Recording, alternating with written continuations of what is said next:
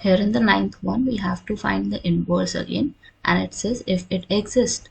Exist के लिए आप क्या चेक करोगे कि इसका डिटर्मिनेंट a exist करता भी है या नहीं. 2 आ जाएगा. Then a determinant would be there जो कि आपका -1, 2, 0 और 1 होगा. साथ ही साथ में आपके पास -1 है और डिटर्मिनेंट आपका क्या हो जाएगा 4, -7, 0 एंड 1. लास्ट में आपका +3 हो जाएगा. Then a determinant would be there which is 4, -7, -1 and 2. अब यहाँ पे आपको क्या मिलता है निकल के 2. डिटर्मिनेंट सॉल्व करोगे पहला वाला तो -1 would be there. Second -1 as it is आएगा आपका. यहाँ पे डिटर्मिनेंट सॉल्व करते हो 4 इंटू 1 इज 4 और -7 को 0 से करोगे तो 0 ही आना है. +3 वुड बी देयर और उसके बाद 4 इंटू 2 आपका यहाँ पे 8 हो जाएगा. देन माइनस का साइन आएगा यहाँ पे आपका -7 वुड बी देयर. तो हमारा सिंप्लीफाई होने पे आंसर क्या मिल रहा है आपको -2 would be there. Then -4 would be there. 3 और 1 को मल्टीप्लाई करोगे तो 3 आ जाएगा. So -2 -4 is -6. -6 plus 3 would be -3. So determinant A would be -3 for you. इसका मतलब हमारा इनवर्स हमारा एग्जिस्ट करता है. तो अब हमें A11 निकालना है. यहाँ पे A11 आपको क्या मिलेगा पॉजिटिव यहाँ पे क्योंकि -1 की पावर आपका कितना होगा 2 होगा which is a positive term. तो यहाँ पे -1, 2, 0, 1 आएगा which is nothing but -1.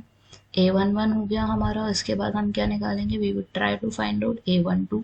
A12 कैसे निकलेगा आपका it would be a negative sign. Then a determinant would be first row हटाए और सेकंड कॉलम हटाया तो आपके पास क्या आ जाएगा 4, -7, 0 and 1. So it would B -4. A13 हम फाइंड आउट करने की कोशिश करते हैं तो पॉजिटिव साइन आएगा. सबसे पहले फर्स्ट रो हटाई थर्ड कॉलम हटाया तो हमारे पास क्या निकल के आएगा it would be first row and third column हटानी है ना हमें.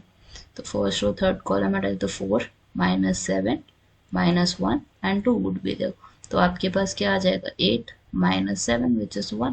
ठीक है. तो फर्स्ट रो हमारे पास डन. फर्स्ट कॉलम हमारे पास डन है एडजॉइंट की.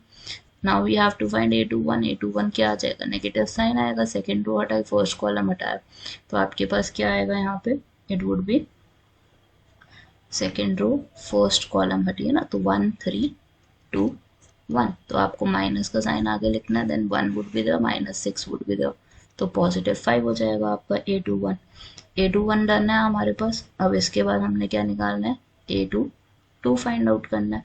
तो A22 कैसे फाइंड आउट करोगे आप it would be second row second column हटी.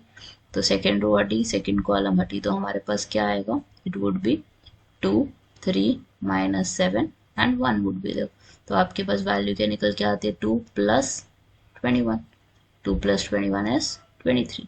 तो A23 निकालना है अब हमें. तो नेगेटिव साइन आ जाएगा. Then a determinant would be there. Second row हटाई थर्ड कॉलम हटाया तो आपके पास आएगा 2, -7, 1 एंड 2 वुड बी देयर. तो आपको क्या मिलता है negative sign. Then 4 is there minus plus हो जाएगा. It will give you answer as -11. अब हमें A31 निकालनी है. सो A31 है वो वुड बी 3. आप फाइंड आउट कर सकते हो. A32 would be if I find out तो यहाँ पे आपका -0 -12 बनेगा विच इज 12.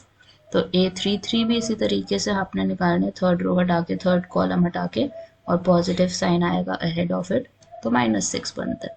तो एडजॉइंट A हमारा यहाँ पे निकल के आता है it would B -1. 5 would be there. Sorry, not 5 would be there. It would be 4. -4 would be there.